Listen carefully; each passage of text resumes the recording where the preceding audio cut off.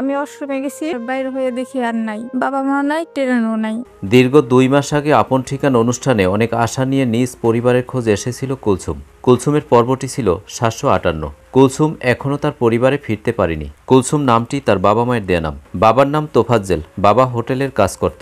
ভাই বোনের সংখ্যা ছিল 4 জন। কুলসুমের আর তেমন কিছুই মনে নেই। রাত হয়ে গেছে, পরে এক বৃদ্ধ মহিলা সে নিয়ে গেছে তার বাসায়। কুলসুমের হারিয়ে যাওয়া ঘটনা যতটুকু মনে ছিল, আমার বাবা আমাদের ভাই বোন সবাইকে নিয়ে কোনো একটা জায়গায় থাকতো।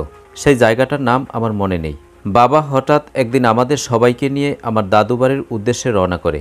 চট্টগ্রাম হয়ে ট্রেনে দাদুবাড়ি যেতে হয়। এরপর আমাদের ট্রেন চট্টগ্রাম কোনো একটা জায়গায় কিছু সময়ের জন্য থামে। আমরা সবাই গাড়ি থেকে কিছু খাওয়ার জন্য নেমে যাই। আমি তাড়াহুড়া করে ওয়াশরুমে যাই। এরপর ওয়াশরুম থেকে বের হয়ে কাউকে আর দেখি না, ট্রেনও আর দেখি না। সেখানে আমি অনেক কান্নাকাটি করি। রাত হয়ে যায়, একা একা ভয় পাই।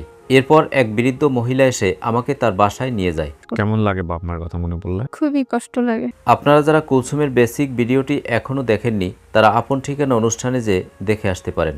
দর্শক, কেমন লাগলো কুলসুমের আপডেট পেয়ে অবশ্যই কমেন্ট করে জানিয়ে দিন। আর ভিডিওটি যদি ভালো লাগে তাহলে আমাদের চ্যানেলটি সাবস্ক্রাইব করে আমাদের পাশে থাকুন।